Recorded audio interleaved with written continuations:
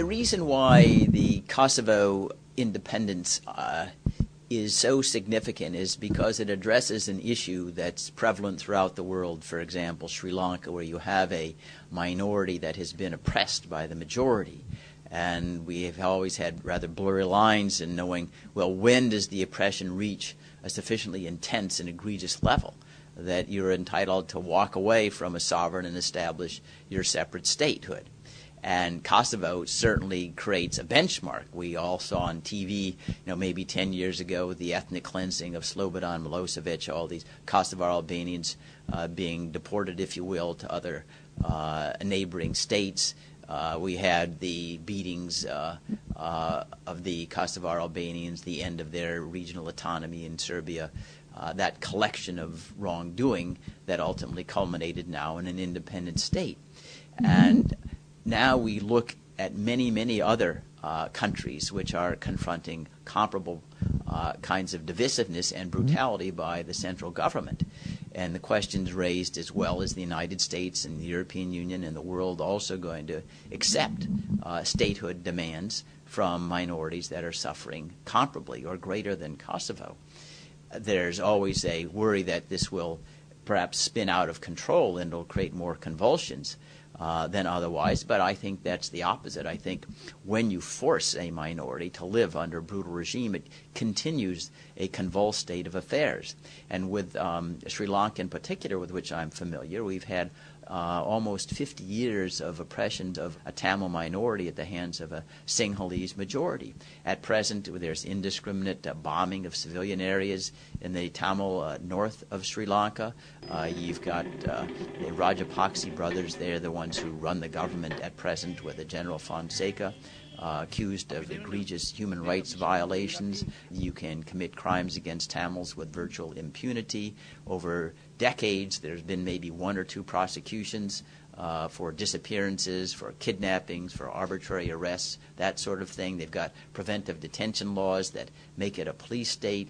In the north, where the Tamils reside, it's almost a black hole. No foreign reporters permitted there, no TV reporters, no UN presence there, no ambassadorial presence there. And the issues are always raised, well, we cannot authorize any kind of statehood as in Kosovo because then it will cause an unraveling of the nation-state system.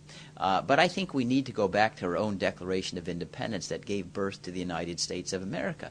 It announced this principle that's been accepted since, that when a government becomes exceptionally oppressive and evinces a design to exercise absolute despotism or tyranny over a minority, there is a right to establish your own separate form of government.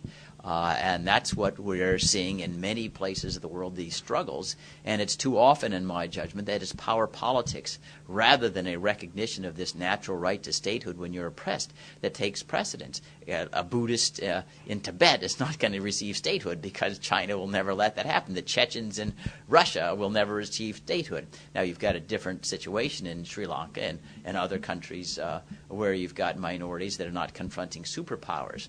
But surely, I think the Kosovo independence should shine a spotlight on these areas of the world because I think in the long run, separate statehoods create greater stability. It's not greater convulsions. Think, for example, after the separation of Yugoslavia, where you, at one time when you had Slobodan Milosevic in Serbia trying to dominate the other provinces, Croatia, Bosnia-Herzegovina, Slovenia, you had constant turmoil and friction. Now, with separate states, it's much more peaceful. The political stability and ground is much more conducive to human rights and all those aspirations that we hold sacred in the United States. And I think that we've got to get away from this idea that we need to support the central government everywhere because it's always preferable to have a unified state rather than different ones. And I think that carries also some ramifications for Iraq. Why is it that it has to stay unified? Why not a Kurdish state in the north, a Sunni state in the center, a Shia state in the south? Forcing people together when it's shown over a long period of time that they don't have the homogeneity, the common DNA to live harmoniously seems to me utter nonsense. It's a formula for disaster. And so the Kosovo, I think, message is we need to look at places like Sri Lanka and Iraq and other places where we've got constant convulsions to see whether or not it makes sense to redraw boundaries. And another area where this cries out for attention is in Africa, where perhaps the entire continent is driven by convulsed states because boundaries were drawn arbitrarily without any sense of homogeneity and unity of history, tradition, religion, or otherwise. And we see the result. But there's been this idea that the sacredness of the boundaries means we can never touch this kind of situation. Now, it wasn't true in Ethiopia. It spun off Eritrea.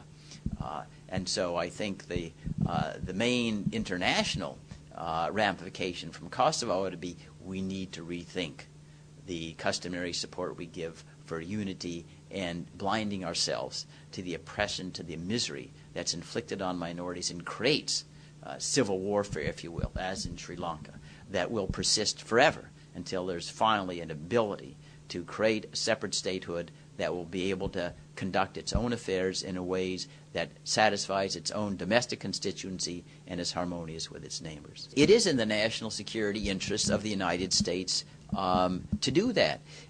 Take, for example, in Sri Lanka, where the Tamils have offered with a separate statehood to form an alliance with the United States. They have economic resources, and history teaches that a country doesn't, out of spite, stop trading or economic relationships, even if they think that they've been unfairly treated.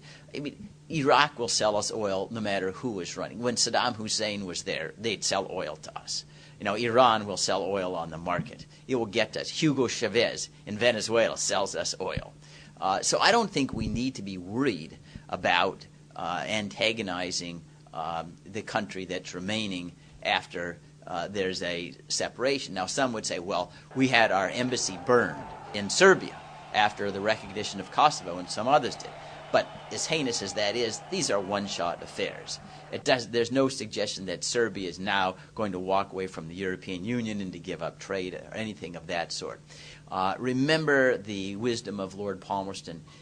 Nations don't have permanent friends and enemies. They have permanent interests. And the interest of the United States regularly is in recognizing these separatist, if you want to call them separatist movements for statehood, really, and because it furthers political stability. And, of course, when we recognize these new states who subscribe to the principles of democracy and free enterprise, it gives us a new ally.